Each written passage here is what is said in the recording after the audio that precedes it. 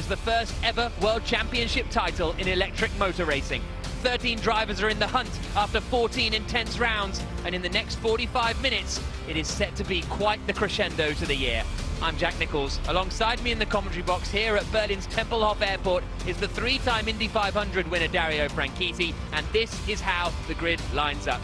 Nick Cassidy will be at the back for the Envision Virgin Racing team. Robin Freitz, Sam Bird, and were in title contention, but they have not qualified particularly strongly. The same is true of Lucas di Grassi, who won the race yesterday. The two DS Techeetahs of Jean-Eric Vergne and Antonio Felix da Costa are 15th and 16th on the grid. Alex Lynn 14th, and then championship leader Nyck de Vries 13th on the grid. Eduardo Mortara is second in the championship, and he is 11th on the grid. Those are the two that have to chase their way up through the order to try and catch Mitch Evans if they want to stop him winning the World Championship title. The first person they'll have to get past is Pascal Wehrlein in the Porsche. And then in 9th on the grid, it is Jake Dennis, another man in title contention. He's third in the standings, 1 point ahead of Mitch Evans, but starting 6 places further back. Then you've got the Nissan of Sebastian Buemi in 8th position. The Season 2 champion is going to be behind Andre Lotterer in the Tag Heuer Porsche, both Porsches qualifying inside the top 10. Then it's the Rocket Venturi of Norman Nato, the man from Cannes, starting in 6th on the grid. He is just behind Tom Blomqvist, who did an exceptional qualifying performance in the Neo 333, which is the slowest car on the grid, and he managed to qualify 5th. Another British driver is 4th, Alexander Sims, lining up there for the Mahindra team. That's Mitch Evans, the man to beat in the title fight, looking to secure him and Jaguar's first championship in Formula E. Oliver Rowland is second on the grid. He and Polster de Stoffel van Dorn not in the title fight, but they are out here for pride, they're out here for championship points, both for the drivers and the teams, and they are out here to finish their season on a high. The grandstands are packed. The final 45 minutes plus 1 lap of frantic action in the ABB FIA Formula E World Championship is just minutes away. What does a title fight feel like, Dario, when you're sitting in there now? Everybody's gone, the grids have cleared, you haven't got people trying to interview you, no one's giving you last-minute advice, it's just you and your thoughts sitting in a racing car. It's all gone quiet and it's lovely at this point. And these drivers have been training for this since they were children racing go-karts. And it's just today they've got to absolutely execute. They all know how to do it, it's just who can put all the pieces of the puzzle together along with these teams that back them up. Deep breath for James Barclay, the team director of the Jaguar Racing team. This is on board with Jake Dennis, the man from Nuneaton, lights up the rear tyres as he tries to get some temperature in them in order to get the best possible start on the run down towards the first corner. And that is Roger Griffiths, the team principal of the BMW I Andretti team. We'll keep you up to date with the team's championship as well over the course of the next 45 minutes. This is Eduardo Mortara's view. He starts 11th, and it is Susie Wolff, the team principal at the Rocket Venturi team, and then 13th on the grid, Nyck de Vries for the Mercedes EQ squad. But it's Rowland on pole, it's Van Dorn on pole, Rowland alongside him on the right-hand side, and Mitch Evans in 3rd place, waiting for the lights for the final round of the World Championship season. Van Dorn on pole, Rowland alongside him, all 5 lights are on. We go green in Berlin, and Evans doesn't move, and he's been hit. Mitch Evans has been hit by Eduardo Mortara. 2 title contenders out instantly. What an utter disaster for them. And suddenly, Nyck de Vries and Jake Dennis are looking in the box seats. You could not have predicted it. You could not have foreseen it. And the ABB FIA Formula E World Championship takes another outrageous turn in the final race of the season. The safety car is deployed instantly. Evans' car just did not move.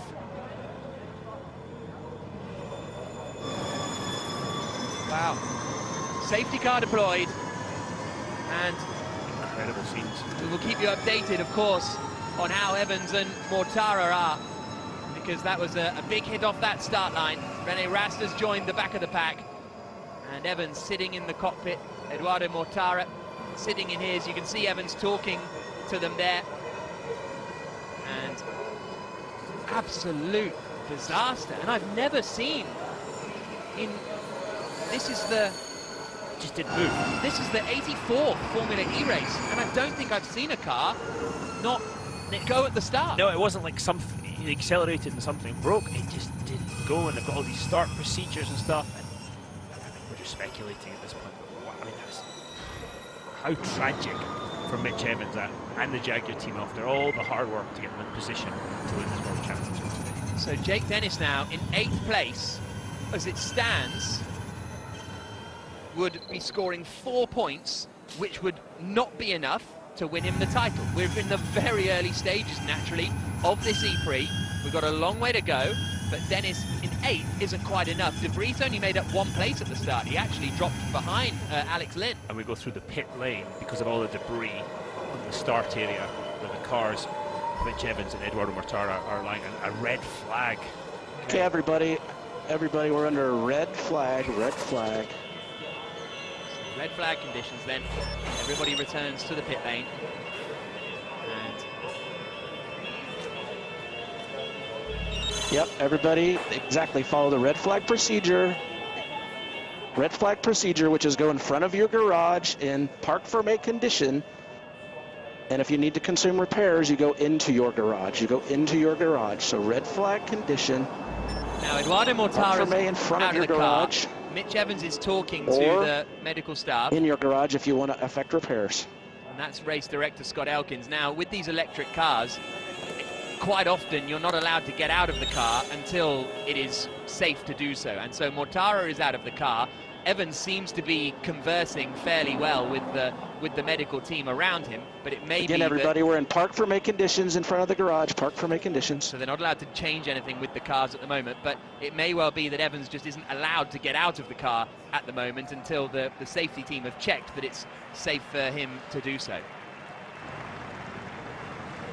And there is Evans out of the car. So both drivers out of the car, and this is what happens. Evans on the... No, it goes. It's almost like he stalls, but that's not a thing that you can do, and then... It went, and so the car jumped forward about 10 centimetres and then just stopped. So did something break? And Edo Mortara, completely unsighted when he hits him, and I've been in that situation before, Jack. You don't have time to react. You see the debris across the start-finish line. Well, before the race, obviously you go through all the permutations, all the combinations, all the maths. What if this happens? What if that happens? None of us thought that was going to happen. You hear the impact just as Jake Dennis passes Edo Mortara. Two of our championship contenders, second Mortara in the points, Evans fourth in the points. And it's all over for them. Thank goodness they're okay. Yeah. But the championship is over. Here's the replay on board with Nick De Vries. Oh, and he just got through. De Vries could have been wiped out as well. Got a clobber on some of the debris on the left. Yeah, absolutely. If you're Nick De Vries, you've got to check. Oh, this is on board with Evans. So just listen to this. Boom. That broke the camera. And you can see he's looking in the mirror, just looking for the impact almost. And that's the reaction from James Barclay, team director at Jaguar Racing. Absolutely unbelievable. Evans out of the car, obviously, which is the best thing to see. Same with Eduardo Mortara. And the crowd are applauding him, but Evans, as we were saying, the man to beat. Goodness me. Right, we're going to hear from James Barclay, who is the team director of the Jaguar squad. He's with Nicky Shields. To see Mitch Evans Barclay walking back to the garage, but did you get the chance to speak to him on the team radio? I mean, do you know what happened to the car and why it didn't start? Yeah, no, unfortunately we'll need more time to diagnose it. Yeah, for us, just an absolute shame. But as a team, we put ourselves into position to fight for a Drivers and Teams Championship today. That's what we're most proud of. And just a shame it's ended in this way. We'll get to the bottom of what the problem is. But yeah, most importantly, we have to look at the whole performance from the team this year, and to be in this position today was something we worked towards. It's a shame, it's motor racing, it's sport, it happens. It's how you recover and move on. Hugely disappointing for you and the team. You know, I can't imagine how you must be feeling, but there is still a race. You've got Sam Bird here as well. How do you pick yourself up from this and carry on with the race? Yeah, never give up, and we still have Sam absolutely in the race, and we've come from a long way back in the past to get into points, and that's what we'll be trying today. Now we're one car left in the race, and yeah, we'll be giving our all. We really have nothing else to lose, so yeah, full attack. All right, well, send our best to Mitch. Thanks very much, James Barclay.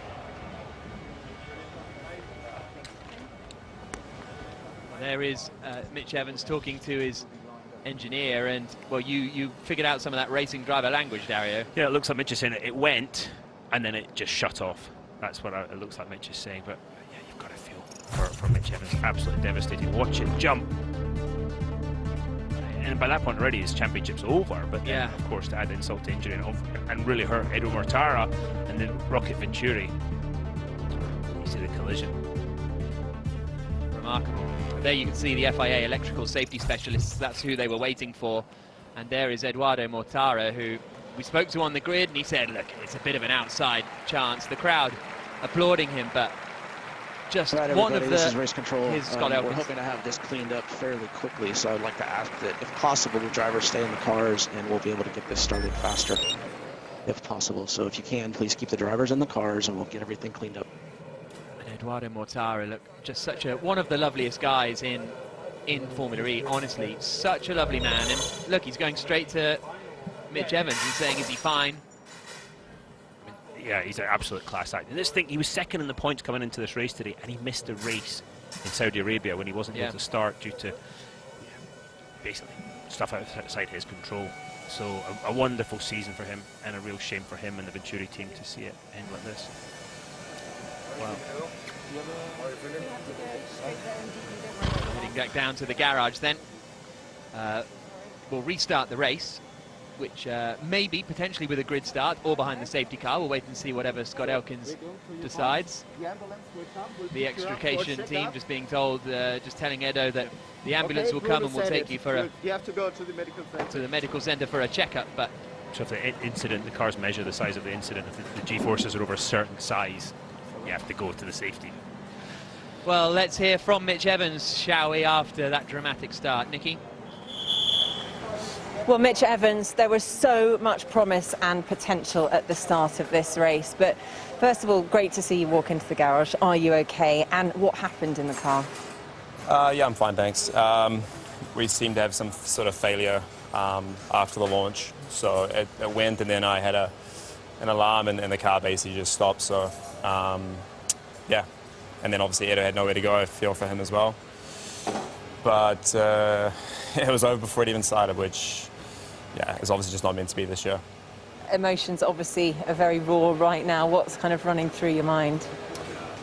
I don't really know, to be honest. Obviously, I'm gutted for the whole team, for myself. Just to not even get a run at it is tough, you know. Just I've never had that issue before, and obviously we'll analyze it. But yeah, obviously it's going to take a while for the pain to ease. But look, there's not much I can do right now. All right, well, it's great to see you're okay. Thanks very much, Mitch Evans. Yeah, great to see Evans is okay, but I don't even know what to say. That feeling is just... You have to understand that these teams and drivers put their lives into this. It's a fantastic job. It's the best job in the world. And these guys have dreamed about doing it since they were kids. But they put everything into it. So when stuff like that happens, it's devastating. Evans and Jaguar have both worked so hard for 5 years to become front runners in this championship, and they've managed it this year. They described signing Sam Bird at the start of the season as the final piece of the jigsaw, and it was all coming together. This is on board with Jean-Eric Verne. It's amazing, only 2 cars actually were caught up in that. Yeah, fast reactions, as I said, Jack, completely unsighted by the cars in front. They tend to jink out at the last minute, and then you're presented with a Jaguar stopped in front of you, as Edo Mortara was. Well, as Scott Elkins, the race director, said a moment ago, hopefully they'll be getting the race back underway very soon, because we've still got a championship to be decided. Hashtag Berlin E-Prix. And as I say, the race will be getting underway soon.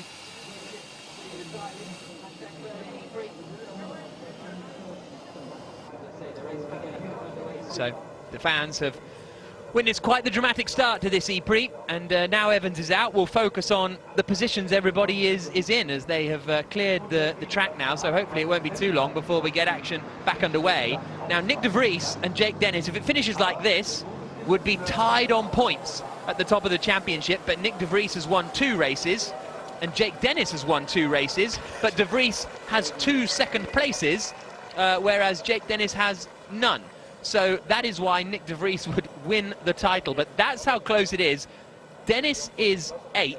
De Vries is 12th. So that is where the fight is going to be for the championship. Van Dorn there 3rd. Although he looks close in 3rd position, he can't score any more points than that because he's leading the way. So whatever happens, Van Dorn cannot catch Nyck de Vries. So now it'll be a Dennis and de Vries fight for the title, pretty much. There are others in contention. If Robin Freitz in 19th or Lucas de Grassi in 16th miraculously come through the field, then they've got a shot. But in essence, it is Jake Dennis, the man from Nuneaton, and Nyck de Vries, the man from Sneek, who are going to be fighting it out. And Mercedes EQ would move to the top of the team's championship in this scenario, and Jaguar don't look like they're going to score points today. Definitely not with Mitch Evans. Sam Bird is back down in 18th place, and Mercedes EQ could win the title. But we haven't even had any racing. We haven't even had... This is the most Formula E thing ever. How quickly it changes. We've had 100 meters of racing, and the championship scene turns on its head. Mitch Evans got 100 millimeters of racing. The car Yeah. moved 10 centimeters, and it was all over.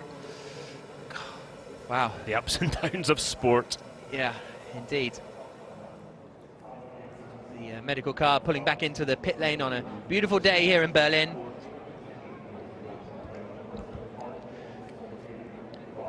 So we're about to get back underway in the Berlin E-Prix, and we are going to be getting the safety car start in around about 10 minutes time, we think. So before then, let's go down and join Vernon Kay, who is with Susie Wolff. Yeah, thanks, Jack. Susie, first of all, is Edo okay? He's okay. He said over the radio to his engineer, look, I'm fine, but they want to take him just for a checkup at the medical centre. I think he hurt his back. It was certainly quite a big impact, so I'm sure he'll be fine, but let's see. For you guys, it's an absolutely devastating end to his season and your championship fight. It's been an awesome season from you guys. It's been a pleasure watching you battle it out.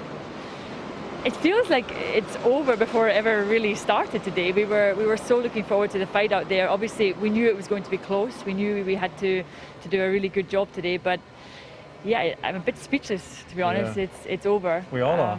But we've still got Norman in the race, so let's see for the team championship and for Norman if we can get him onto the podium finally. All right, Susie, how do you pick the team up for this? Because it's the last race of the season, so I guess you assess and then take a break and then come back, right? Yeah, and that's what hurts more than anything. These guys have worked so hard the whole season, and to come into the final race and be P2 and fighting for the World Championship, it's what we were all working so hard for. And we knew today it was going to be everyone's fight out there, but we were looking forward to that fight. But somehow to not even get the chance is a bit deflating. But that's motorsport, and we'll go away, we'll analyse, we'll pick ourselves up, and we'll be back next season fighting hard. All right, Susie, thank you very much. Send Edo our regards. Thank you. Thank you. Jack. Great to hear from Susie Wolff, the team principal of the Rocket Venturi team. Red flag is out. The restart order looks pretty much what it is on the timing screens at the moment. Just having a quick flick through it, and the order at the moment is going to be the restart order. So Van Dorn, Rowland, Sims, Nato, Blomqvist will be the top 5. Here's another look at why we're under red flag conditions, and yeah, I mean, just nowhere to go for Eduardo Mortara. There's a drive shaft in the middle of the track. You watch after Edo Mortara hits him. There's the drive shaft. Yeah, bouncing to the left, yeah. You see how light it is? Yeah. Just look at everybody fanning out. Pereira just gets caught. No fault of his at all. No fault of Mitch Evans either. It's just that's racing. But now we've got the race continues. Look at this horrible sensation. Again from Jake Dennis. It's the noise from Jake Dennis's car as the impact occurs as he passes it. So Wolff with Jean-Eric Verne. Again, he kind of sweeps to the outside when he sees it. De Vries was so close. Imagine if De Vries had been caught up in that as well. I mean, that would have been an absolutely astonishing start. It was astonishing enough already, of course. 5-minute signal, 5-minute signal. Please respect the order that's posted on the timing screen. We'd like cars to line up in the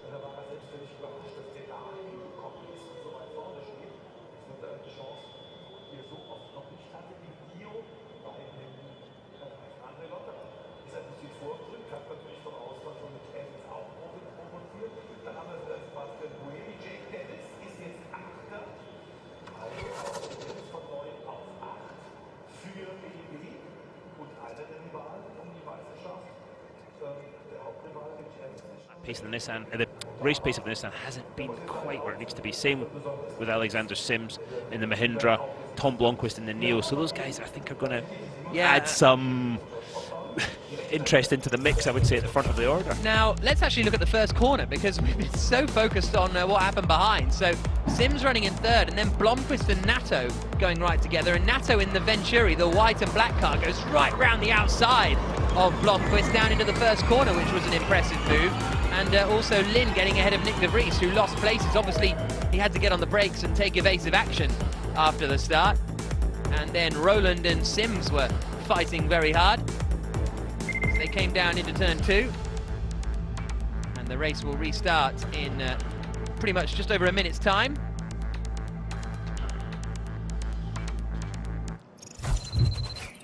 So we are about to get racing again here in the ABB FIA Formula E World Championship, the final round of the 7th season, and it has been interrupted due to a start crash which wiped out two championship this is race control. contentions. This is race control. We're going to be on a slight delay, because we have to allow a vehicle to exit the track. So we're going to be on a slight delay. Just stand by.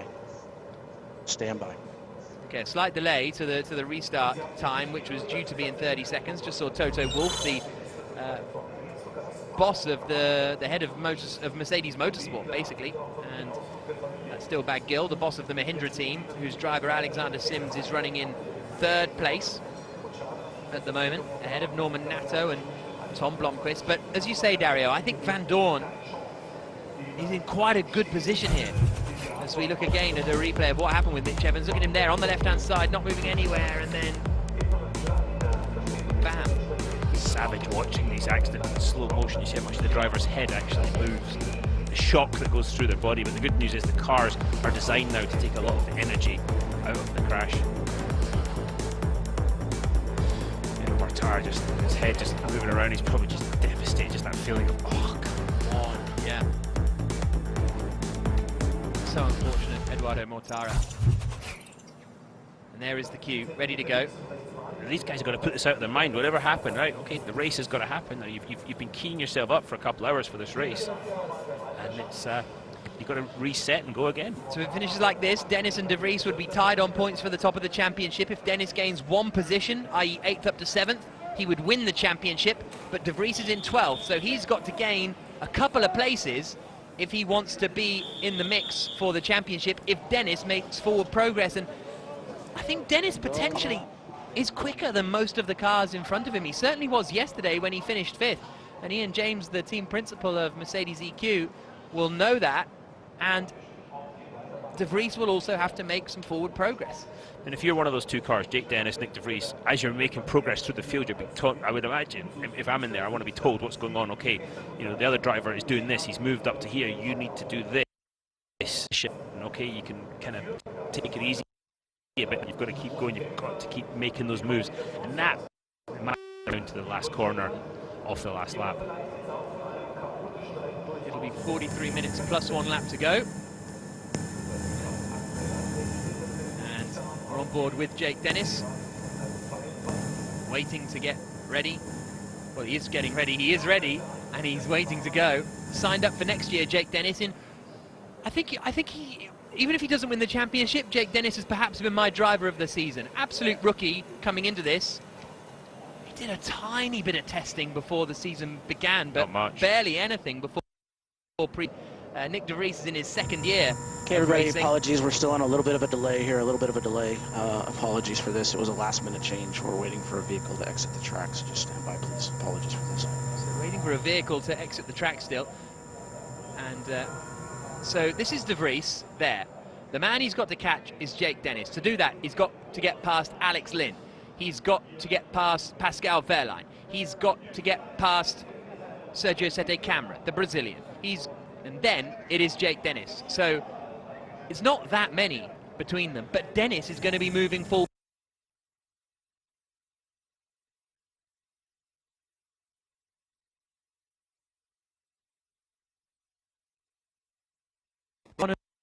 On so down to the final wire, and to the right of this, the DS Techeetahs are in 13th and 14th, the two black and gold cars there behind Nick de Vries, and they need to be on the podium if they want a chance of catching Nick de Vries, really.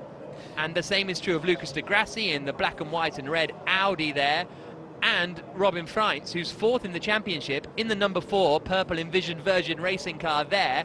He is so far back down the field that he needs a miracle. He needs only 6 points off, but he's 19th in the field, and to score 6 points you need to finish 8th.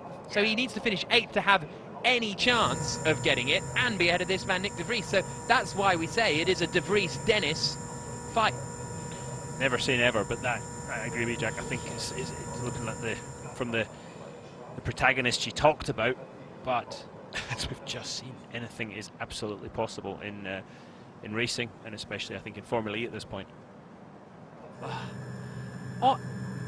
It just gets more unbelievable every single time. It's really quite remarkable. The first year, 7 years ago, and we didn't really know what to expect, and we got an incredible championship decider, and you thought it couldn't be beaten. And then season 2 was even more dramatic, and then we haven't had big title deciders actually for the last couple of years. It's been quite clear who's going to be the winner. But today, Mitch Evans looked like he was in the pound seat, but for the car not to start. Honestly, I'm convinced I've never seen a car not start, maybe in season 1 or 2, but so rare to see a car, let's say, stall in inverted commas on the grid. Unbelievable. To look at Oliver Rowland running in 2nd place. How are you feeling as a driver at the moment when you're sitting in the car waiting for this? You've been sitting in the car really stationary for 35, 40 minutes now, probably. You are hot. They're in 4 layers of Nomex. There's no air circulating, and you're hot and you're a little bit frustrated. But you've got to stay calm. You can't allow your attention to wander. You know, the drivers focus very, very well when they're driving, but you can't allow your attention to wander as you sit there. Some will be pretty much close to being asleep at the moment, quite honestly, and some will be keyed up. The problem with being keyed up is eventually your adrenaline runs out.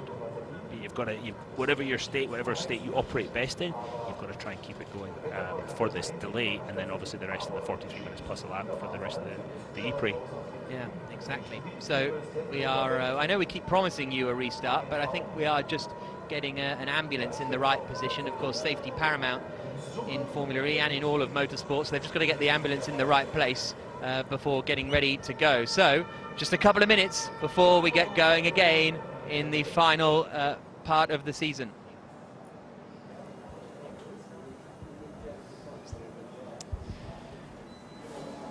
There is the Mahindra team. Dilbag Gill, Alexander Sims will be 3rd at this restart. All right, safety car dispatch, safety car dispatch. Here we go then. Race about to get underway once more. They'll do a lap behind the safety car. There's Toto Wolff, boss of Mercedes EQ. Now De Vries is still in the hunt for the title. They've got the most to win. Mercedes could win both titles here today. BMW are a little bit, they're too far back, I think, to win both titles, because Max Günther is down in 15th. It will be a rolling start behind the safety car. So safety car will pull in and Van Dorn will get going again. So now they start to weave, start to get some temperature into the tyres and get ready to go once more. Don't use too much energy at this point, but also don't let the gaps get too big to the car in front. You want to be as close to the car in front as you possibly can as you get to near the end of the lap, to the safety car line, when they start to accelerate. Watch for the field to really close up as Stoffel Van Dorn lets the pace car get away. Beautiful look at the Berlin Tempelhof Airport. Airport closed actually in 2008. It was built during the 1930s, and its most famous use, the Berlin Airlift, from 1948 to 1949. Now it's used for electric motor racing. And that is Nick de Vries running in 12th position, right up to the back of the car in front, which is Alex Lynn. In goes the safety car. Green flag. Green flag, and Stoffel Van Dorn gets the racing going again. He leads finally as we get action back underway. The final round of the ABB FIA Formula E World Championship, and there's a huge gap back to the Nissan of Sebastian Buemi. And Jake Dennis is going on the attack immediately, and there's a look up the inside. Dennis is in the wall! Jake Dennis has lost it, and Dennis has crashed out! What on earth is going on in this title decider? Dennis in the wall, out of the race. And everybody who has a chance to win this is getting out. Mate, I'm destroyed in the wall. Is the Kona moving? Mate, I've just destroyed the car. Copy. Copy that. Dennis absolutely baffled as he crashes out of title contention. The third driver in 4 minutes of racing to be eliminated from the title fight. Van Dorn leads, Rowland second, Sims third. Fourth is Nato here in the silver Mercedes, the number 17. That is Nick de Vries. As it stands, he will win the Formula E World Championship, and there's barely anyone out there that can stop him now. I was going to say, at this rate, he's going to be the only one standing. That's, I mean, incredible. It looked like Jake Dennis locked up a little bit, and the car just started to slide towards the wall as the track curved round, and there was nothing he could do about it. Van Dorn leading, Rowland in second. Dennis in the wall on the exit of turn 1. That's why there's a yellow flag out, so no overtaking into that first corner at the moment. As they come down into that right-hander. Attention all teams, this is race control. This is race control. Full course yellow in 5, Full course 4, yellow.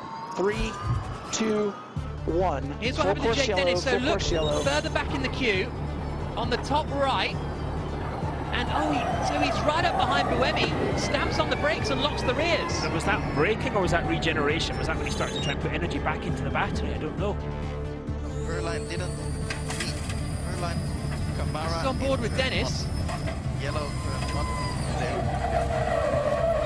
Unless he was surprised by the Nissan in front moving, but the back just locked up, whatever it was, the back locked up. You saw the oversteer, he couldn't correct. And you see the result, championship over for Jake Dennis, the BMW i Andretti team. This was the view on board with Nick de Vries, and I mean, he's going to know who that is skidding off at the first corner. Or he'll be asking. He knows it's BMW, he knows the only BMWs in front of him is Jake Dennis as he goes past Alex Lynn. At that point you're asking the team, was that Dennis? Was that Dennis? Because you need to know. That changes your strategy a bit again. Jake Dennis jumps out of the car.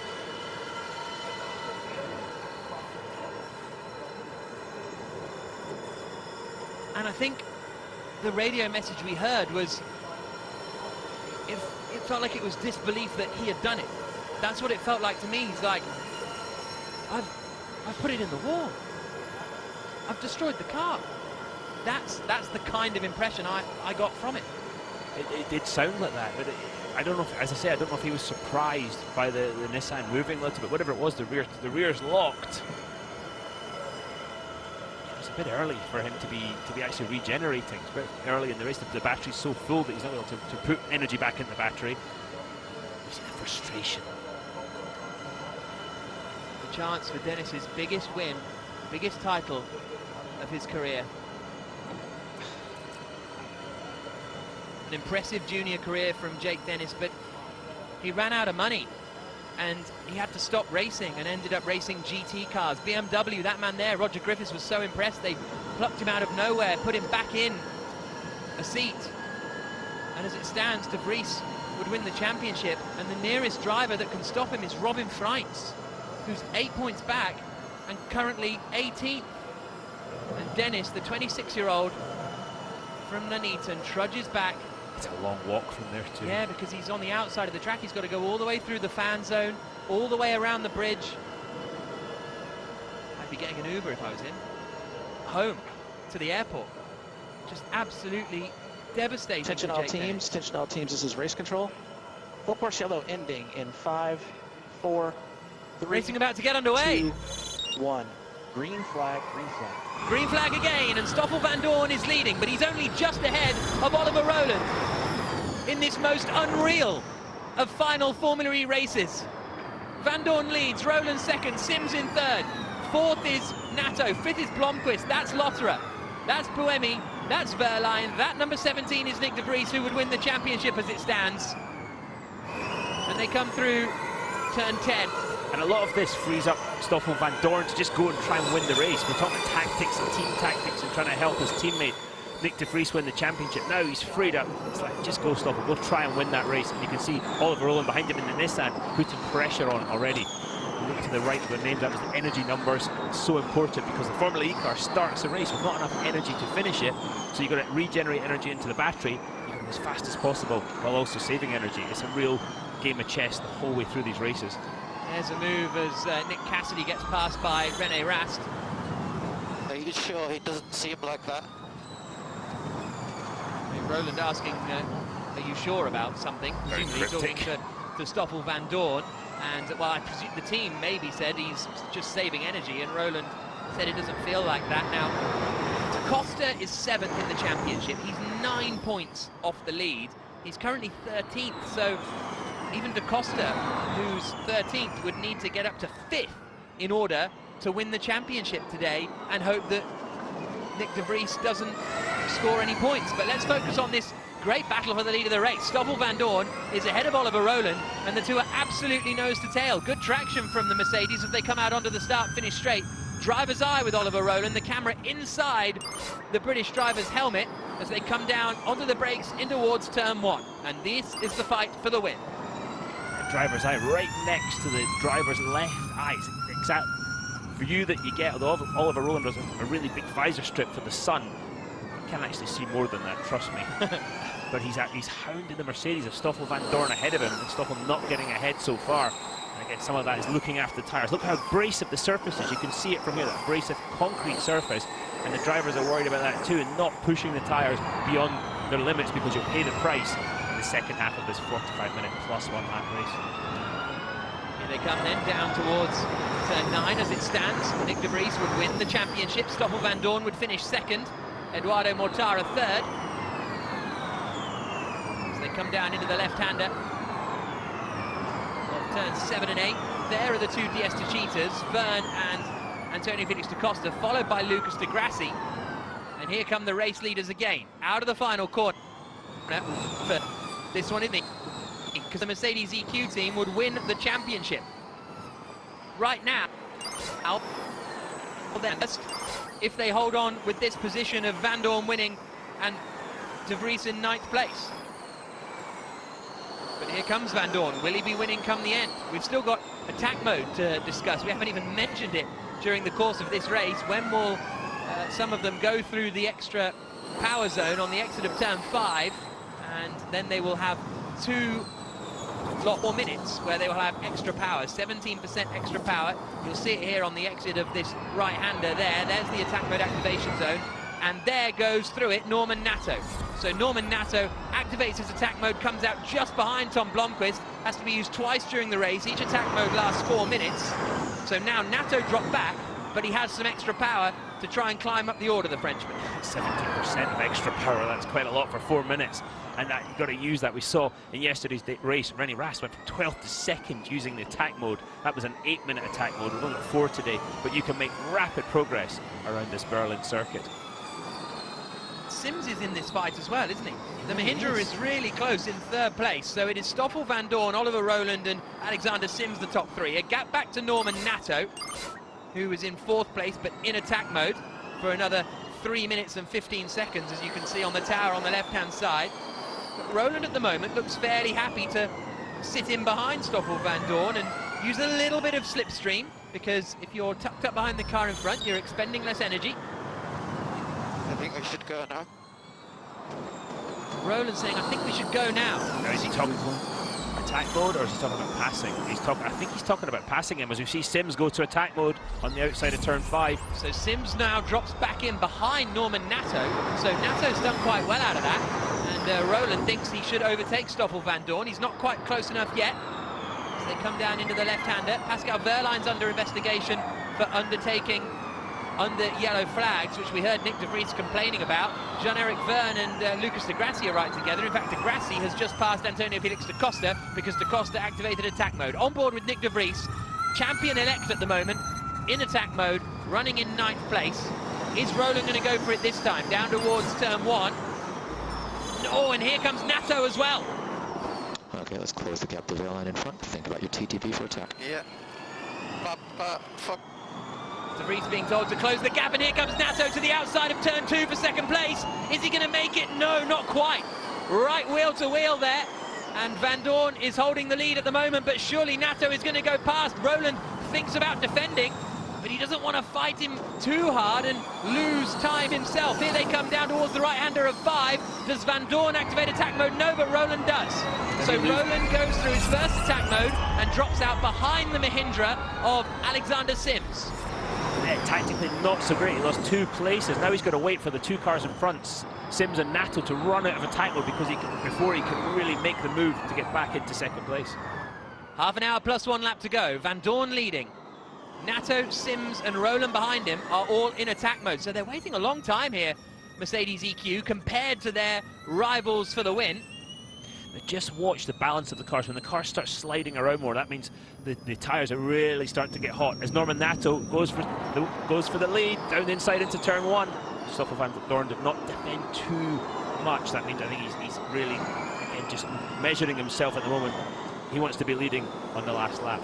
Norman Nato takes the lead of the Berlin E-Prix for the Venturi team. Oh, wide there, Stoffel Van Doorn. He's made a mistake, and Alexander Sims is going to get through here.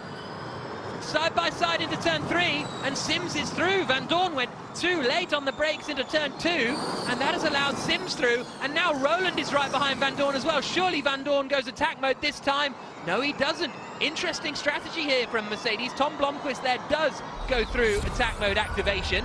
But Van Doorn then, in 3rd position, he's going to be passed by Roland pretty soon, because Roland is in attack mode, and there it's happened. So Roland goes through ahead of Stoffel Van Doorn. Are Mercedes playing a tactical long game? I don't know, it doesn't seem to be working so far. They're going the wrong direction. Okay, just follow Roland for now. Just follow Roland for now is the message, but easier said than done. Andre Lotterer in the Porsche, who also hasn't activated any attack modes, is right up behind Van Doorn. So quick the Porsche is in a straight line, Jack, compared to the Mercedes. Yeah, Van Doorn is losing a lot of ground here, to the point where the 5th place driver, who is in the same tactical position, has caught right up to the back of him. I don't think Van Doorn's in the net lead of this race anymore. Still a long way to go, 29 minutes plus 1 lap. Look how wide he is again off of the hairpin. He does not look comfortable, Stoffel Van Doorn in the silver Mercedes. Through the left-hander at 3, swinging right into turn 4 and then down into turn 5. Van Doorn's probably got a gap now to do attack mode, and he does. Come out behind his teammate Nick De Vries. When you take attack mode. Well, side by side with his teammate Nick De Vries, and they play the game. Van Doorn, De Vries, De Costa and De Grassi on the left-hand side have all been awarded the Fan Boost Award, and so they get a power boost in the second half of the race as Sebastian Buemi drops behind Pascal Wehrlein, gets ahead of Pascal Wehrlein. So Buemi up into 8th position.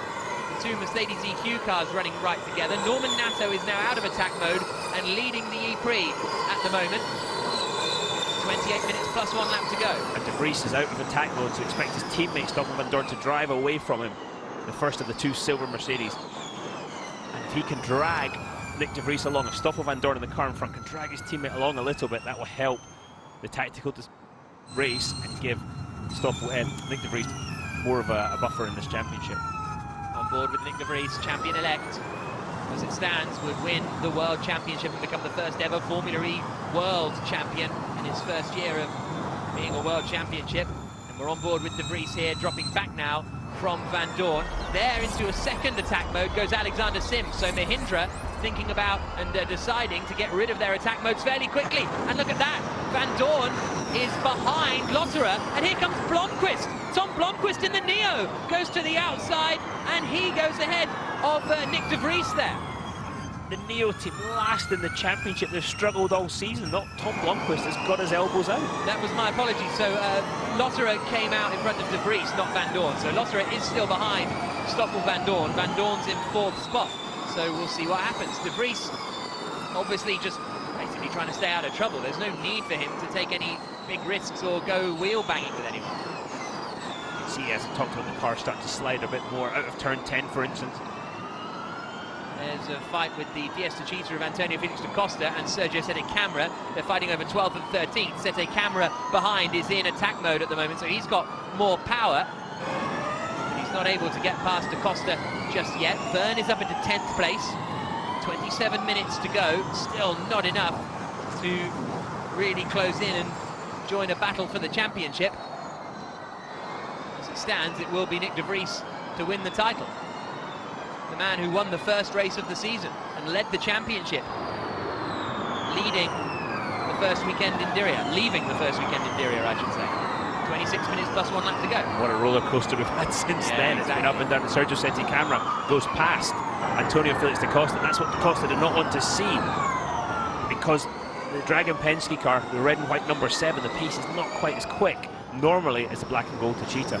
So here come the top 3 down towards turn 1. Norman Nato is leading in the Venturi. Then it's Oliver Rowland there in second place. Third is Alexander Sims. Sims is in attack mode, so he's going to want to try and gain some places. Specifically 2 places to get ahead of Rowland and Nato. He's quite a way back from Nato, but he might get past Rowland through the hairpin left-hander of turn 2, and there is Dennis.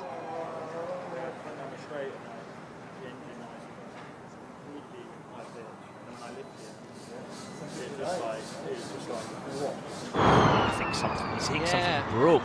The motor noise went high-pitched, and then he lifted off. Obviously, we'll try and catch up with Jake Dennis over the course of the race. If not, after the race, keep an eye on Formula E's social media for that content. Rowland is still holding off Alexander Sims at the moment. Sims is in another minute and a half of attack mode. Sims being told try and get past. Another stating the obvious by an engineer. Exactly. Van Dorn is nearly out of attack mode now. He's only got 8 seconds left, and he's a long, long way behind Norman Nato in the lead. So the strategy for Mercedes EQ has not gone well for Stoffel Van Dorn. Across the line, Rowland covers the inside, Sims to the outside. Nothing doing there. But Jack, we've seen this before. The pace was not there in the Mercedes EQ, even before the attack mode and the tactics. And it is at this surface, they just haven't got a handle on how to make the car last the race pace over the surface. Clearly, they've got the 1 lap pace, they put it on pole position. Is this Sims' opportunity? Rowland covers the inside, coming into the left-hander of 3. Right at 4, Sims has got 35 seconds to go, so you would imagine either down into turn 7. He's probably got a chance, but he's got to get off turn 5 here very well. Does he manage? He's not too bad, but the extra power isn't really telling at the moment. And Rowland defending again. Is he going to go all the way around? He is. Well done. Nice move, Alexander Sims. Sims gets through into second place. He has used 1 more attack mode than Oliver Rowland.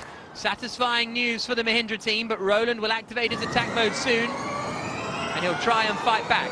Norman Nato, meanwhile, is relatively commanding the race at the moment. There, the number 71. He's never won a Formula E race, Norman Nato. In fact, he's never had a podium finish. And now here he is leading the final round of the season. You can see on the left-hand side, on board with Andre Lotter as driver's eye, as he tries to overtake Stoffel Van Dorn.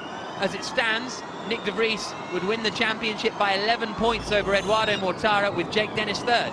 Just careful, he's not too slow. Copy. No attack mode behind. Rowland saying be careful he's not too slow, i.e.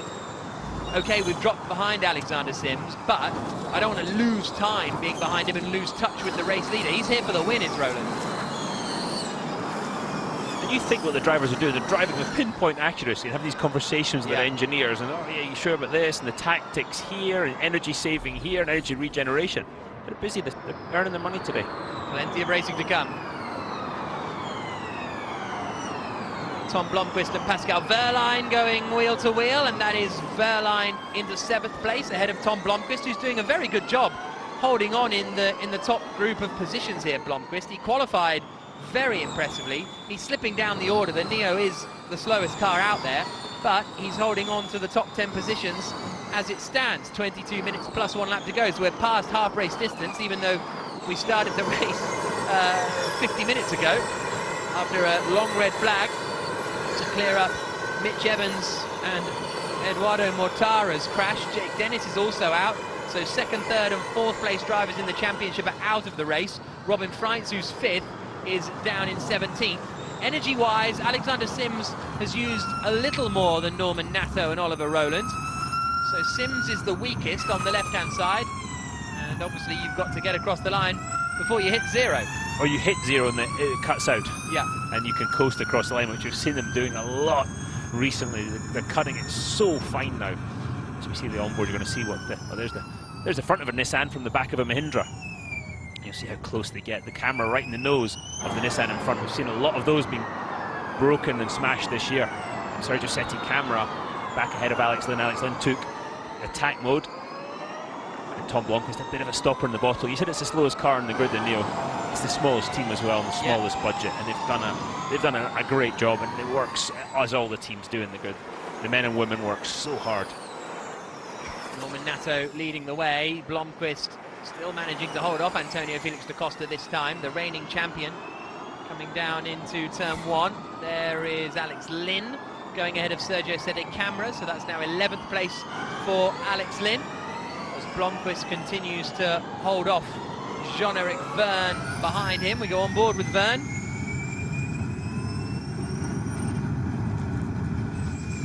"20 minutes plus 1 lap to go." We're on board with Jean-Eric Verne, the two-time champion. Roland activates his second attack mode then. So Roland activates his second attack mode, as did Norman Nato, the race leader. So we'll see whether Roland is able to close in. There they are, and Roland has dropped behind Van Dorn now, and there, an aggressive move from Jean-Eric Verne. Blomqvist aggressively defended, but the move is made. This is how the Drivers' Championship stands. Nick de Vries would win it, Eduardo Mortara second, Jake Dennis third, Evans, Freins and de Grassi the rest of the top 6. In fact, 2nd through 6th in the championship at the moment are not scoring any points. 20 minutes plus 1 lap to go. Roland going for it on Van Dorn. Van Dorn's not in attack mode, and Roland makes the move, and then it's Pascal Wehrlein who's going to try and get involved in that fight. The other Porsche of Lotterer is in there as well. In fact, they're the other way around. It's Lotterer ahead of Wehrlein, and they're so close to the back of Stoffel Van Dorn. Roland, I think, has lost ground with Norman Nato in all of this strategy as well. Nato's looking pretty strong out in front. Van Dorn and Lotterer still have another attack mode to activate. Will either of them do it this time around? Coming down towards turn 5. No. Look how close Nick de Vries is running. He's not leaving much margin for error, the championship leader. And he's getting a nice slipstream. As we see Antonio Felix da Costa, Lucas de Grassi, they've fought it out through many a race and doing the same again today. And there goes de Vries. Nick de Vries going through, and he gets up into 6th position then, ahead of Pascal Wehrlein. So making good progress here, Nick de Vries. Let's go down and join Nicky Shields, who's speaking to, I'm sure, a very disappointed Jake Dennis. Nicky. Jake Dennis, huge commiserations on what happened. Can you talk us through the first lap incident? Honestly, I'm still a bit confused what happened now. We obviously suffered some sort of failure with the car entering turn 1. Obviously, we just did the usual lift, like when we would try and save energy, but just before this moment, the engine made or the battery made a weird sound, and then completely locked the rear tyres before I'd even had a chance to do anything, and it just sent me directly into the wall. So obviously, I have no idea what happened. Nobody knows yet. We obviously don't have the car back, but is what it is. Obviously, it's just a shame. Obviously, Evans had a technical issue, so did I, and then obviously it took out Mortara, so 3 of the main guys are out of the world title. So it's a shame it's ended like this, but nevertheless, we move on. We've had such an incredible season, and I just want to think of the positives and just say thank you to everyone in this team for working so hard and getting me in just a chance of fighting for the World Championship, even though it ended the way it did. Exactly. It's been a phenomenal season either way. Jake Dennis, thanks very much. Rookie year for Jake Dennis as well. So we've seen Nick de Vries get ahead of Stoffel Van Dorn, most likely team orders, because de Vries was in a higher power mode. Van Dorn's really struggling today. And here comes Roland on Sims then. Roland in attack mode, going to the outside of Sims down into the first corner. Then he'll try and get the power down. It takes a lot of curb on the inside. And again, Sims goes defensive because Sims knows he's got to keep him behind for the next minute. Roland goes to the outside. There's a lunge and a half. That was a cutback, Jack, but he just couldn't get the power down. He's got the right idea, but I think it'll work better in the next corner, turn 5. It was de Vries who did the lunge on Lotterer for 4th place. Yeah, so de Vries sent the lunge on Lotterer for 4th position, and there's the move from Roland. Roland gets through up into 3rd position, and then into attack mode goes Andre Lotterer in the other Porsche. So Nato leads. Da Costa's in trouble out there. So Nato is in the lead. Roland is second, trying to close him down, but there's 4.4 seconds between them, so Nato is looking in a really strong position in this E-Prix. de Grassi and Bird are side by side. Looked like Bird was passing him, Jack. Yep, that's for 12th position. And Da Costa's out. Da Costa's got damage, and Da Costa is in the wall. Yeah, has he been fed into the wall? Let's find out. Let's see if we can hear on the radio. He's on the exit of turn 2. And that might be another safety car which could close the field up. And there's the look from Lotterer goes past his teammate Pascal Wehrlein. Lotterer in attack mode, Wehrlein not. DaCosta said on the radio, watch the TV. We have some more to do with this car because You can't, it's not winnable. So DaCosta you saying, can't move, Tony, you can't move. Confirm? watch the TV, you'll see what happened. I got put in the wall, so we'll hopefully see that in a minute. DaCosta saying, we've got a lot of work to do with this car. It's not winnable. Not happy with that DS Techeetah machine, are they? No, and they qualified on the front row, both cars yesterday, but the race pace just wasn't there. But they'll fix it over the winter. There's a reason they've won the team's championship. They won 3 drivers' championships in a row. But look at Norman Nato. He's gone. Well, he is gone, but is that going to be a full safety car that would take it all back in? Here comes Van Dorn getting passed by Lotterer. Andre Lotterer now up into 5th position. Nick de Vries is having an absolutely storming drive, and it is a safety car. Safety car deployed. This is what happened to DaCosta. It's Lucas de Grassi he's fighting with here in the Audi. De Grassi sells him the dummy, goes up the inside. Oh, Lucas. I mean, you've got to give them racing room. Let's see, this is a great view to actually show you. It was a lovely move from de Grassi. I wonder if they lock wheels. It looked like they locked wheels, Jack. Yeah, and with the Formula E car, you can't just put 180 degrees of lock in. You've got to put even more, and you've got to take your hands off the wheel to do it. Looks like that doesn't help right now for the frustration in the DS Techeetah camp. 15 minutes plus 1 lap to go. Andre Lotterer now is not going to get to use the attack mode advantage that he had for these last 2 minutes. Nato's lead will disappear. Van Dorn still has an attack mode to use. Hopefully this won't be a very long safety car period because the marshals here in Berlin very, very good, and the car is right by the break in the wall. the break in the wall, yeah, where they can get rid of it. So if you're De Vries, a couple of corners ago, you looked in the mirror and you saw your teammate Stoffel Van Dorn and you thought, okay, good, rear gunner there, guy protecting my position. And then you look in your mirror now and you see Andre Lotterer, one of the most aggressive drivers in Formula E, and your thought process changes. Antonio Felix da Costa giving a sarcastic round of applause to his Brazilian teammate. Racing again soon.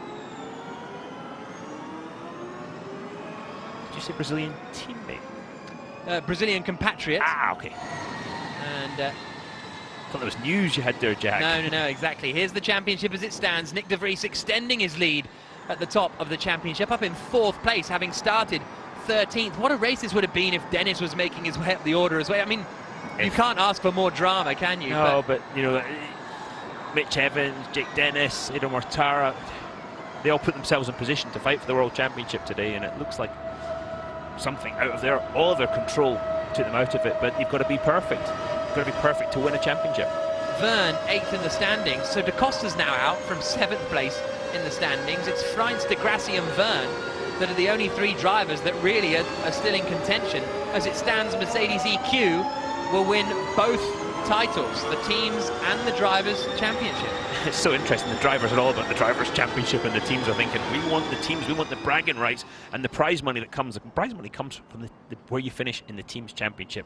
As you see, last year's champion Antonio Felix da Costa with the long walk back to the pit lane. And also, of course, Da Costa's Portuguese. And I said Brazilian. But they both they both speak exactly. Portuguese. I was getting bogged down in the language and the nationalities. And I'll bet they'll be speaking Portuguese after the race. Yeah, There'll be some exactly. words that we probably couldn't even say in Portuguese on TV right now. Exactly. And maybe I meant to say Brazilian rival. That's probably what I meant to say. Looks like we are going to get one more lap behind the safety car before the racing gets back underway, because they're just coming through the final corner. No, safety car in this lap. Oh, last minute.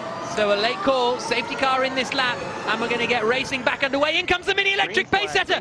Oliver Rowland is absolutely on it. He's got a brilliant restart. He's side by side, and Alexander Sims is there as well. Nato chops across the front to the outside. Goes Alexander Sims. They go late on the brakes. There's a bit of contact. Rowland nudging the back of Norman Nato, the race leader. And now Alexander Sims is in the fight as well. Sims to the outside in the red, white and blue Mahindra. Tries to go all the way around the outside. That's not going to work out. But at the safety car restart, Norman Nato was under big pressure from Oliver Rowland in 2nd place in the Nissan. Couldn't quite get it done. And now Alexander Sims in the red, white and blue Mahindras in 3rd place. Nick de Vries, the championship leader, the man who could wrap up the world title in 12 minutes time, is in 4th place and has a sniff at a win. And what a performance that would be to end the championship with the win. Back. Papa knows. 0, Papa. Giving some readouts on the dials, but Dario Franchitti, De Vries is driven superbly today, almost one of his races of the season, this, and we've still got a fight for the win with Nato ahead of Roland. Yeah, I mean, De Vries is pretty close to the fight for the win now, but he's going to stay nice and calm. Remember the big picture. The big picture's winning the championship, not the race today. If you can do both, great. He's got fan boost. You heard his engineer tell him that. It's just going to be a little... Oh, he goes for the move. A late defence from Alexander Sims. Here comes De Vries. De Vries up to third. It. Wow, what a move. But then here comes the Porsche of Pascal Wehrlein. Wehrlein gets ahead of Sims as well. And there to the outside. Oh, Sims fighting back. 3 wide into 2. It's Lotterer who's trying to get past, and De Vries has lost it. And now they're 3 wide, coming towards turn 3. And this is the championship leader. And there's contact. The 2 Mercedes almost wiped out together. De Vries is on the marbles. He's now back behind the Porsches. De Vries has all the way dropped back to 7th place. Van Dorn is using his attack mode. And now he goes into his attack mode after using the fan boost to try and gain a bit of a gap. And he's still ahead of Nick De Vries. Norman Nato leads. Roland second. Sims is third. The 2 Porsches almost going side by side. But the Mercedes almost wiped each other out and cost themselves the team's championship. De Vries has got to remember the big picture. Is winning the championship. He put himself in a bad position there. And I mean, that was nearly all over. All it takes is a flat tyre, which he got in yesterday's race, and that is it, all over. But also it isn't, because he could retire and still win the race. Even if I would want to take the chance. But you don't want to take the chance, but it would struggle for the team's championship. De Grassi's been given a drive-through penalty. There goes Stoffel Van Dorn back ahead of Pascal Wehrlein, because Van Dorn is now in attack mode. 9.5 minutes plus 1 lap to go, and Van Dorn is up into 5th place. We're on board with Nick De Vries, who's gone from 4th down to 7th. And breathe. Yeah. It's chilled. It's chilled. That was mega. 3 wide coming into turn 3 was a farce. It was phenomenal. Amazing that they all got through, because normally that doesn't really work. 9 minutes plus 1 lap to go. And Andre Lotterer is up to 4th in the Porsche, missing one of its wheel guards. Yeah. So there's been some contact there.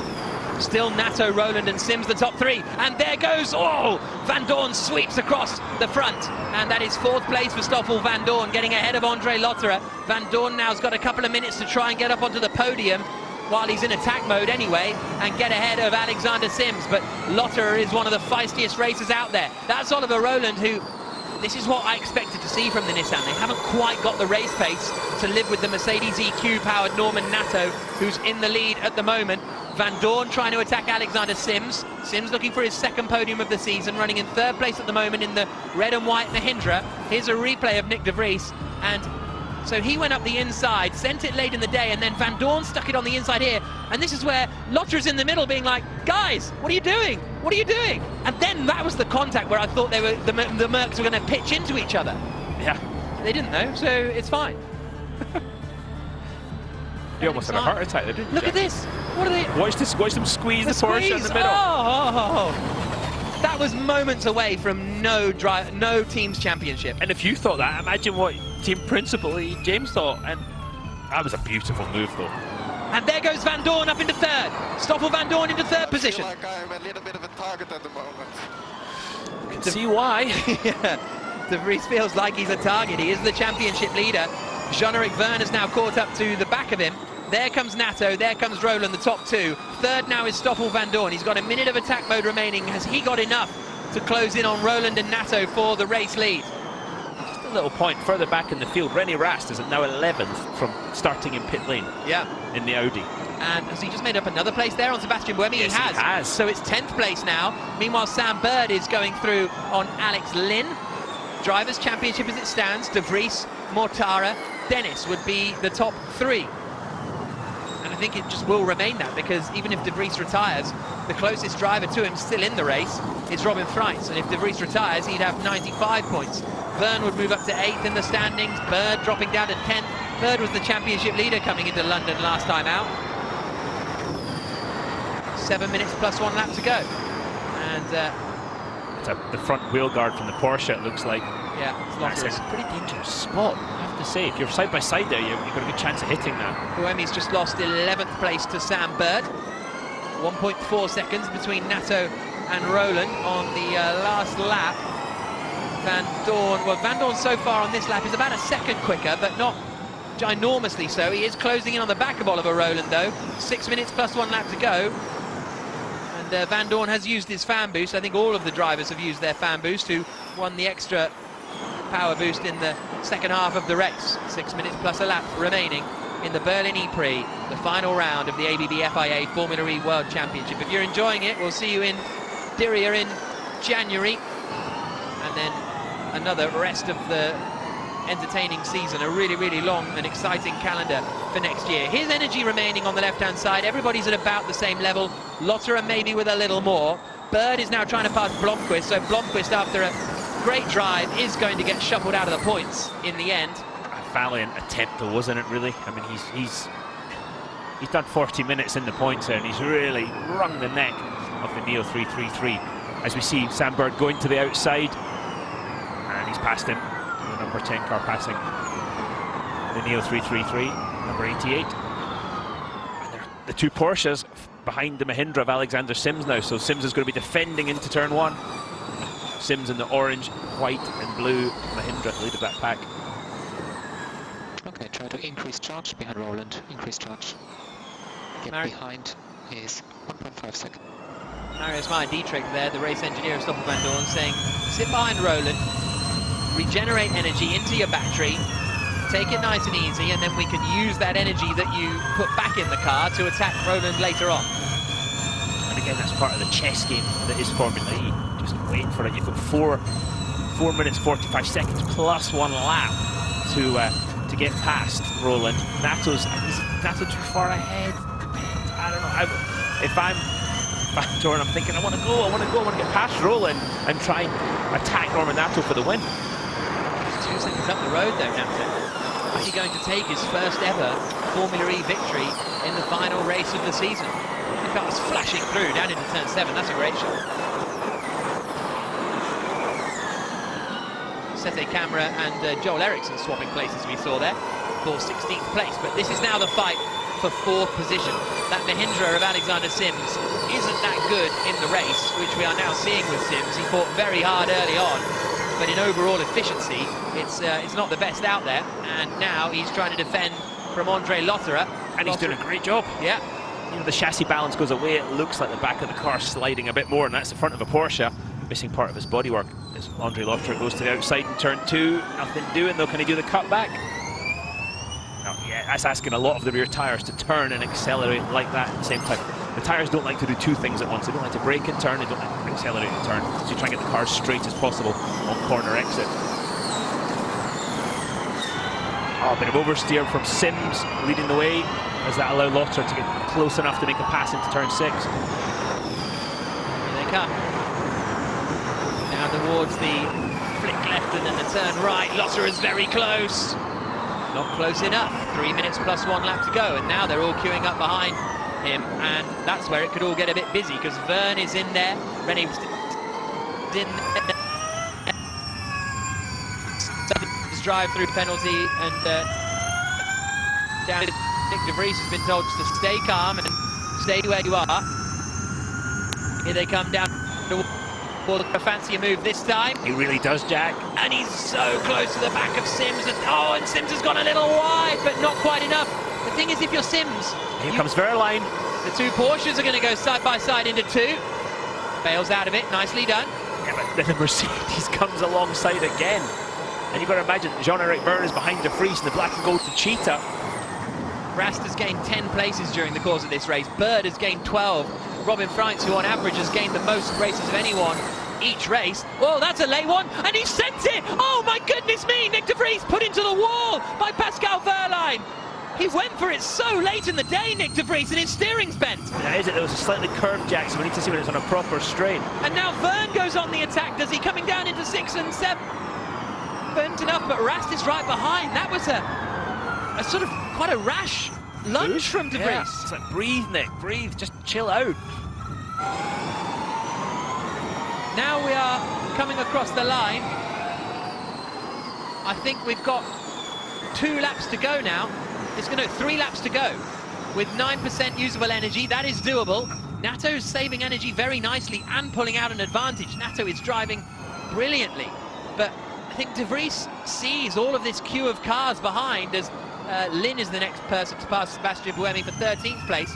He sees the queue of cars behind and he's going wide. I wondered if there was a car there at turn 2, but he just kind of feels like he's in this sandwich here. Yeah, he's got Verne right behind him. But he's got a huge... De Vries can retire from the E-Prix and he will win the championship at this point. There's no way that Freins or De Grassi are coming from 20th or, where is Freins? 12th to finish on the podium with 2 laps to go. Yeah, that'd be quite impressive if they did. Okay, we're defending against Jeff. Vandoorne. Where we are racing for, I need to know. Vandoorne right behind Oliver Rowland, still going for that 2nd place. So De Vries saying, tell me what I'm racing for. He almost needs to be told, if you retire, we chill out, win both championships. Yeah. Go have some fun, enjoy your race. Or just don't fight anyone. Just get to the end. If you can win it either way, let him have a go. As we see Lotter again having a go at Sims, and he does it, but has he slowed it down enough? Bit of wheel banging. And these two have come together before. They put each other in the wall in Puebla, and Sims is leaning on Lotterer onto the brakes into 2. Lotterer gets the move. Sims tries to get the drive out, coming towards turn 3. Lotterer moves across, can't quite get past, and they've pulled the gap out a little bit to the other Porsche of Pascal Wehrlein behind. We're on the penultimate lap of the race now, so 1 lap to go at the end of this one, and Lotterer has got that 4th place away from Alexander Sims. Vandoorne is not close enough to the back of Rowland, I think, for the 2nd position. Maybe he's been told to hold station. René Rast is defending from Sam Bird a little further back. And this huge queue of cars is going to really start to fight on this final lap. We've seen some elbows out racing between Sims and Lotterer before. And there is Lotterer most of the field. Well, that's very true. Mercedes EQ, as we start the final lap of the race, looks set to win the teams and the drivers' title. Here's De Vries' radio. More energy than Jeff. Last lap, last lap. More energy than Jean-Eric Verne behind you is the message. So you're all right, just hold station, Nick De Vries, and you will become the first Formula E world champion. Alexander Sims is defending like his life depends on it, and De Vries has to almost come to a halt to not go into the back, and has even hit from behind from Jean-Eric Verne. And there comes Sam Bird. Where on earth has Bird come from? And he goes through into turn 3. Sam Bird, all of a sudden, is up into 7th place. De Vries will still win the championship if he finishes here. And is that a move? Up the inside is coming Verne. Oh, they're interlocked. Rast has gone for Verne at the final lap of the race. Nato is still leading. Bird and De Vries right together now for 7th and 8th positions. Is De Vries going to send it coming down into 7? No, he is not. Norman Nato, though, is coming through the final couple of corners. De Vries is going to hold on. Norman Nato is going to win for the first time in the ABB FIA Formula E World Championship. Nato wins, Rowland 2nd, Vandoorne is 3rd, delight for Rocket Venturi, but here comes Nick De Vries, the Mercedes EQ driver, out across the line. He finishes in 8th place, and he wins the ABB FIA Formula E World Championship. Well done, mate. Well done. That's it. Scenario 4. First world champion, mate. Absolute delight. Mercedes EQ have come from nowhere. Pretty much. They were 5th in the championship coming into today. De Vries led the standings, admittedly, but he retired from yesterday's race. Yesterday was a disaster for Mercedes. An absolute disaster. But now, guys, Nick De Vries is world champion. Wait. Shall we talk to him? Bottom of the halo. We'll Thank speak you to for him. a great year. Lots of love, the boys. Thank you very much, guys. Thank you. Mega job, mate. Mega job. Really, really well done. Super well controlled under all that pressure. You deserve it, man. You deserve it. Thank you, mate. Thank you. Oh.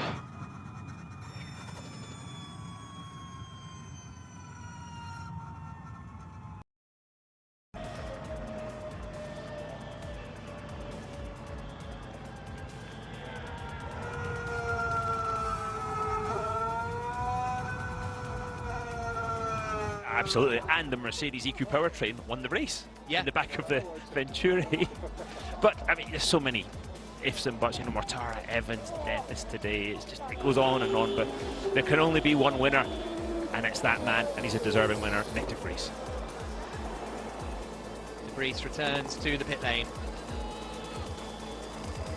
The Dutchman who won the Formula 2 championship. Stoffel Vandoorne goes over to congratulate him. They are the team's champions as well. Vandoorne delighted for him. Everybody's enjoying their day, aren't they, out there now? And Nick de Vries, world champion.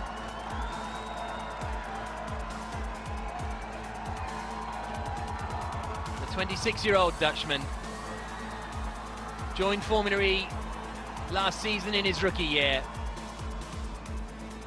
Absolutely dominated the opening race of the season. He was quickest in every free practice session. He took pole position. He won the race. He looked like the man to beat. Won in Valencia as well. But that middle part of the season was tough.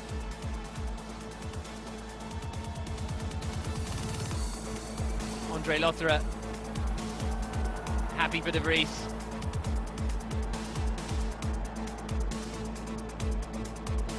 And he's absolutely exhausted, isn't he? An embrace with Oliver Rowland. Those two were karting together back in the day. Amazing photo of the two of them when they were karting, actually.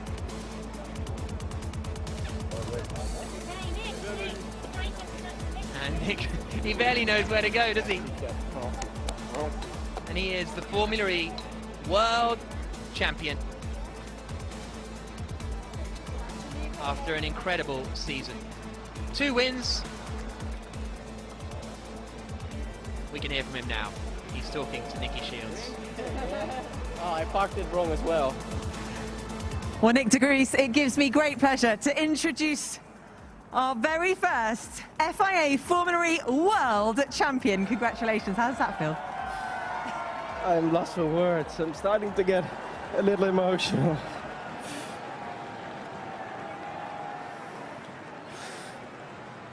It is an emotional moment. I mean, it's been such a tough season with highs and lows, and everyone was kind of in the same boat, and obviously everything came down to the last race. And I think we had a lot of fortune on our side today with everything that had happened. I'm glad that everyone is okay with this incident at the start. And I think we drove an incredible race. We had really good pace in the car, but at the same time I felt like a target as well, and it seemed like no one was really respecting anything. So at some point I just wanted to bring it home, and yeah, I mean, at some point I knew that it was fine, so yeah, we got it. It was such a determined drive, as if the championship was still at stake from your race today. But actually, you'd already wrapped up the Drivers' Championship, but the Teams' Championship, was that on your mind as well? Yeah, I mean, the guys were saying, you know, fight Jeff, and it's important. I said, why it's important? Tell me, because I wasn't sure, and I was getting frustrated that they didn't want to tell me, and then obviously they kept hitting me from left, right, center, front, rear, so I wasn't really happy with that. That's why I was a bit grumpy straight after the race, but I guess now it starts to sink in, so thank you. Exactly, none of that matters anymore. No. Our Formula E World Champion, Nick de Vries, congratulations. Nick de Vries' season started superbly in Diriyah. A lights to flag victory after being quickest in every practice session put him to the top of the championship standings. Got a little tougher from there, but he managed to win the crazy wet race in Valencia. And once again was back at the top of the championship. Carved through the field in London to pick up 2 second-place finishes. And that's what brought him to Berlin as the championship leader. And that is what has propelled him to championship victory. Let's go back down to Nicky. Norman Nato, what a weekend you've had. It was a 4th place yesterday. You started on the grid in 6th, and now you've taken your first career win in Formula E. You look like you're in shock. Yeah, I'm shocked. I'm completely shocked, to be honest. You know, like, I still can't trust it. I just want to wait a bit more to be on the podium, and because, you know, like, I've been 2 times virtually on the podium this year, but 1 time got disqualified, another time got penalty. So I've missed 2 podiums, and, you know, it was really like a frustration when you when you have this kind of day where you're able to put everything together, it's just an incredible feeling. And once you managed to actually get ahead, it looked relatively plain sailing. You managed to really pull away from Oliver Rowland as well. Yeah, even in the car, like I asked my engineer about the strategy, about the number of laps, about everything, because I was like, what's happening? Like, but everything, you know, is this kind of day where this morning I was quite unlucky, like not being able to do a lap in Super Pulse. But from P6, we were able to have a rocket today. The car was incredible, like really easy to manage energy, like everything was perfect. Well, congratulations to you and the Venturi Racing team. Thank you. Great drive from Norman Nato. Had to fight his way through, didn't he? Some real good scraps out there, but in the end, after qualifying 6th on the grid, came through to win for the Rocket Venturi Racing team. Their 2nd win of the season. That'll put them up a few places in the team's championship. Oliver Rowland finished 2nd, and let's hear from him now. Oliver Rowland, congratulations, finishing in P2 in what looked like, after all the drama unfolded, quite a straightforward race. Oh yeah, there was lots going on, lots to deal with. It was a good race, you know. I had a good car. I'm really pleased to be 2nd. Of course, I wanted to win, but today Norman was a bit better. But yeah, it was a great race, tactical race. I got stuck with Stoffel a little bit at some points, and I ultimately didn't have the pace to go with Norman at the end. But very happy for the team and good points. Huge congratulations. Thanks very much. Thank you. Rowland taking 2nd position then. Had a lot of fighting to do, started 2nd on the grid. Fought with Stoffel Vandoorne, who was the race leader. Vandoorne finishing in 3rd position after a very, very tough race, you have to say.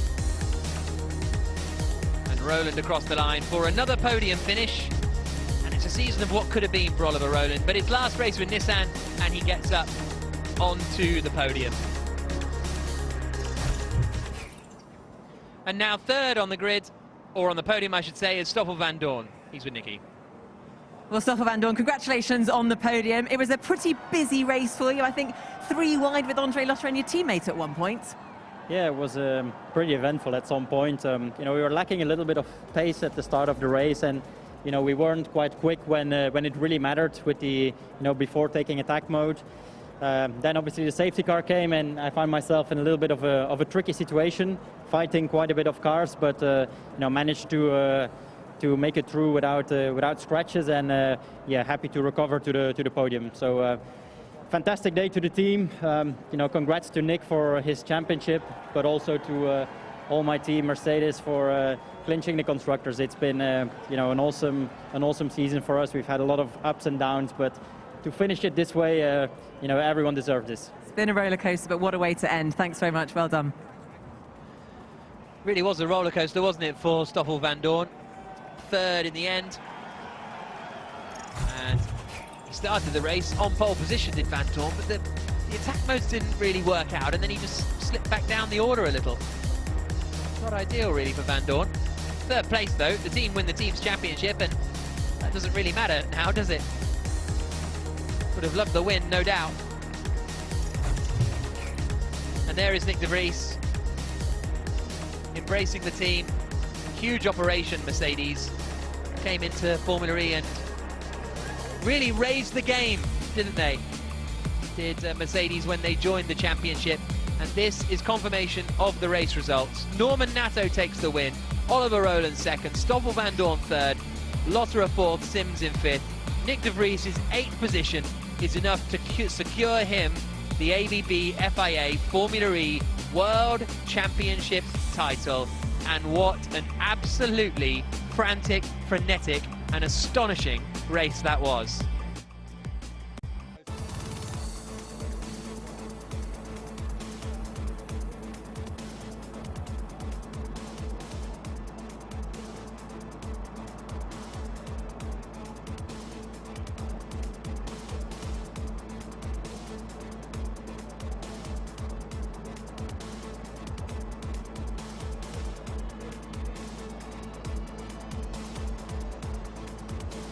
Championship and the Drivers' Championship. Susie Di Venturi, team principal, wins the race. Yeah, it's lovely to see. And, Toto comes down every now and again, doesn't he, to support Susie. And we see Susie many times in the F1 garage as well when Toto's looking after the Mercedes F1 team. Yeah, but there's also a bit of rivalry in there too. When We like that. Yeah, when Venturi want to beat Mercedes, Mercedes want to beat Venturi here in Formula E. But yesterday, when it was Edo Mortara up on the podium, we saw the Mercedes EQ guys come down here and applaud and support. It's yeah, fantastic relationship.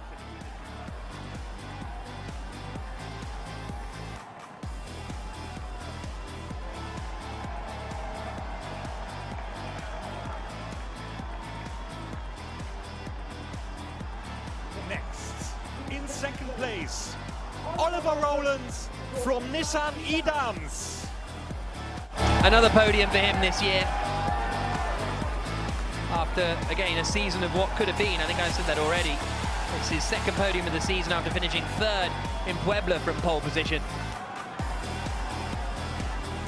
And there goes Rowland in his last race with the Nissan Edams squad. Fascinating to see who they're going to put in the car next year.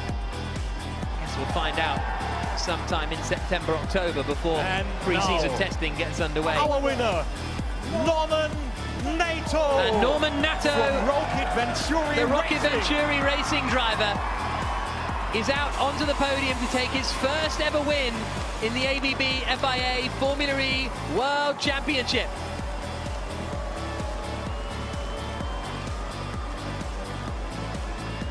Hugs all around, onto the top step.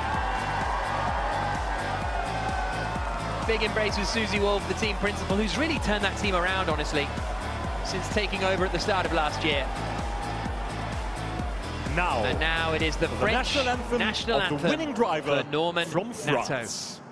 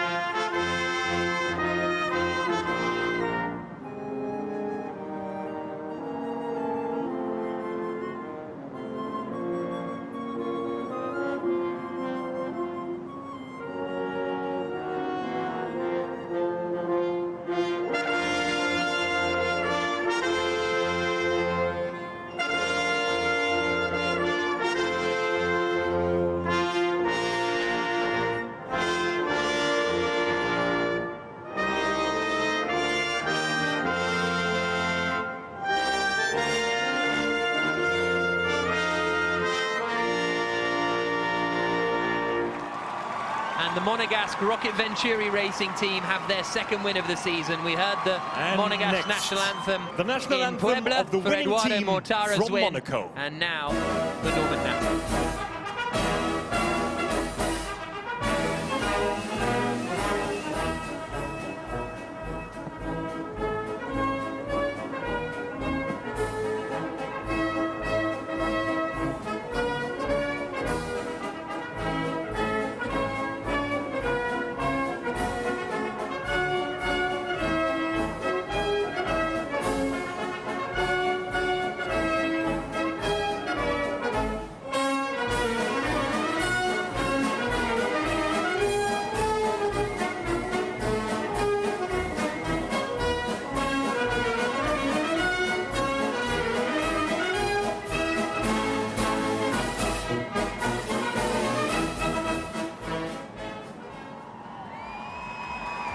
Great performance from the Venturi team. As I say, I remember asking Susie Wolf when she took over, you know, is it going to be wholesale changes or just tweaks? She was like, a lot of work needs to be done here, and changed an awful lot, and that has been the case, and we're seeing the rewards this year with their best ever performance in the Formula E World Championship. That's Bjorn Rosengren, the president and CEO of ABB, handing the trophy to Susie Wolf.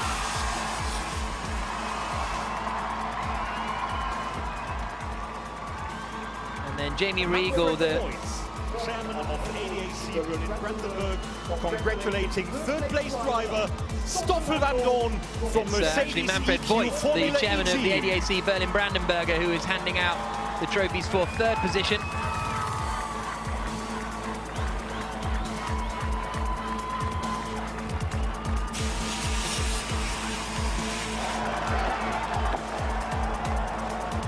Another podium for Stoffel Vandoorne.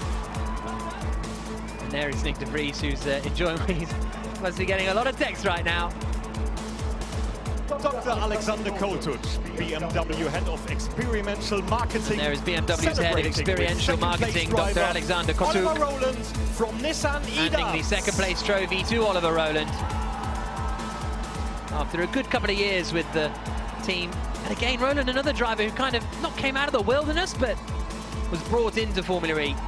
Michael Müller, the governing mayor of Berlin. Congratulate our winner. Hands the trophy over to Norman Nato for Rocket Venturi Racing. His first win in Formula E.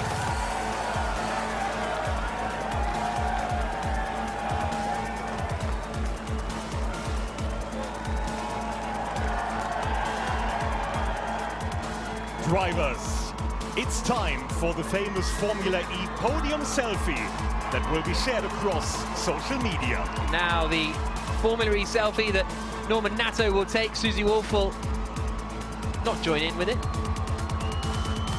Great to have the fans back as well at Formula E races here in Berlin. And now the celebrations can begin. Celebrations that might last quite a while for Norman Nato. To celebrate as he sprays the champagne on the top step. A first win in the ABB FIA Formula E World Championship for Norman Nato.